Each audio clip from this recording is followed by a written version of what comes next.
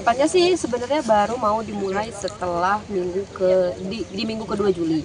Karena minggu pertama Juli ini kita mau ke Singapura dulu. Kebetulan kita ada panggung di Saffron Festival. Nah, baru setelah itu jalan ke persiapan untuk Pesta. Untuk pengalaman orkestra sendiri ini udah berapa kali apa pertama kali ini? Ini yang ketiga kali. Sebelumnya udah pernah sama Om Erwin. Nanti ada permintaan nggak? Misalnya nanti akan dibuat musik ini nanti seperti apa gitu? Atau dari semuanya kebanyakan Mas Erwin yang mengarahkan sesuai dengan fantasinya mereka? Fantasinya Mas Erwin? Bareng-bareng sih. Ya. Om Erwin juga lebih membebaskan kita sih, kayak misalnya nanti di tengah-tengah lagu gini-gini ya. Ada mau solo. Jadi mungkin konsepnya lebih ketukar ide gitu. Jadi mereka ngasih ide mereka, nanti dibonding lagi sama idenya dari kita bertiga. Tapi menurut kalian tantangan terbesar ngeband sampai OKSH apa? Yang sulit gitu? Tantangannya mungkin itu ya, karena kita kan ya disiplin. Karena kita tidak disiplin. Ya, kita kan instrumennya kan cuma 3 nih. Nah, sedangkan orkestra itu kan banyak, jadi kita harus bisa lebih fokus. Yang pertama, yang kedua harus membiasakan diri lagi pakai ear monitor. Karena biasanya kita kan pakai floor monitor tanpa sequencer. Nah, sekarang mungkin akan jadi orkestra dan yang didengar di kuping tuh akan jadi lebih banyak instrumen. Katanya ada lagu baru nanti. Iya, akan ada lagu baru yang akan diiring orkestra. Dari album transisi. Terbaru. Ya, berapa lagu mungkin? Itu rahasia. Nggak boleh dibilang. Tantangannya sendiri seperti apa nih untuk yang sekarang ini? Dan tadi ada juga sedikit kesulitan untuk baca notasi. Nah, ini nanti seperti apa? Mungkin kalau kita sih lebih jadi nggak berbentuk partitur nanti, jadi lebih ke briefing untuk sama semua pemain orkestra aja, ada termasuk Om Erwin. Jadi nanti kita mungkin dikasih sampel untuk latihan, karena kita kan sekarang biasanya di Garut, nggak di Jakarta. Jadi untuk dikasih bekal untuk latihan di Garut, nanti kalau sudah ready kita bawa ke Jakarta lalu disatukan dengan orkestra. Kalian udah kebayang belum sih bakal konser di hutan gini seperti apa nanti? Kira-kira nih. Ini kayaknya ini jam segini aja dingin nih masalahnya. Mungkin nanti akan lebih merinding. Tapi udah pernah belum sih di venue yang outdoor ya di hutan seperti ini sebelumnya? Pernah, tapi dulu banget sih, dulu banget pas masih sekolah. Iya, jadi udah lupa rasanya. Kira-kira apa yang bakal jadi tantangan tadi, suhu kah atau mungkin penontonnya nanti seperti apa?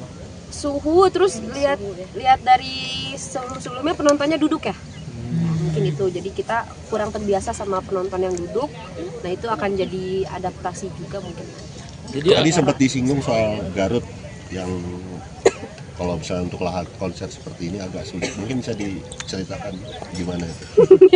Kesulitan di Garut nggak pernah menemukan tempat-tempat yang seperti ini. Sebenarnya di Garut tempat seperti ini banyak, ada gitu yang masih mungkin terjaga. Cuman akses, itu pertama aksesnya nggak semudah kayak kesini, jalan dan lain-lain. Terus ada yang mudah akses, alamnya tidak mendukung gitu. Jadi karena di Garut tuh terutama kayak misal tempat kita tinggal di Singajaya itu masih jauh dari ini lah. Pembangunannya belum maksimal gitu. Seperti itu. Mungkin bisa ada pesan khusus untuk Garut sendiri kira-kira terkait dengan lingkungannya, dengan apa? Pemerintahnya harus lebih rajin lihat sekitar lah.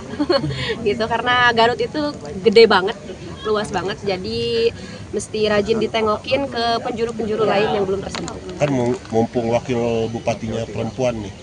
Betul, ya Garut. Tapi justru mereka rajin mengunjungi pas lagi kampanye. Pas udah menang, jarang dikunjungi, makanya jalannya jelek. Jadi pesannya untuk siap-siap nih. Makanya pakai kacamata hitam. Bukan Siti. Jadi pesannya untuk pemerintah daerah banyak ditengokin. Garut-Garut yang lain banyak. Garut itu bukan cuma pusat kotanya aja, tapi pelosoknya juga masih luas. Kampanye apa nanti di panggung yang mau statement apa nanti di panggung itu? Pastinya tentang alam, kepedulian terhadap alam sekitar, terus isu-isu lain juga tentang kemanusiaan, karena itu kan seperti tadi dibilang kalau itu masih terkait kayak semisal kerusakan lingkungan, itu yang terdampak salah satu yang paling berat terdampak adalah perempuan, makanya nanti di isu perempuan juga diangkat. Tapi kalau menghadapi penonton yang nanti kan lebih banyak duduk nih, ada treatment khusus nggak sih dari kalian? Apa yang bakal dipersiapkan atau dilakuin nanti? Itu kayaknya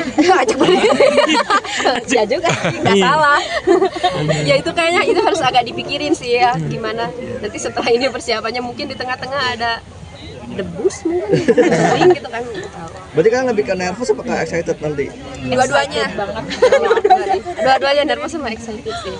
Aku sebenarnya ada ketakutan tersendiri kayak waduh takut penontonnya nggak suka gitu. Iya.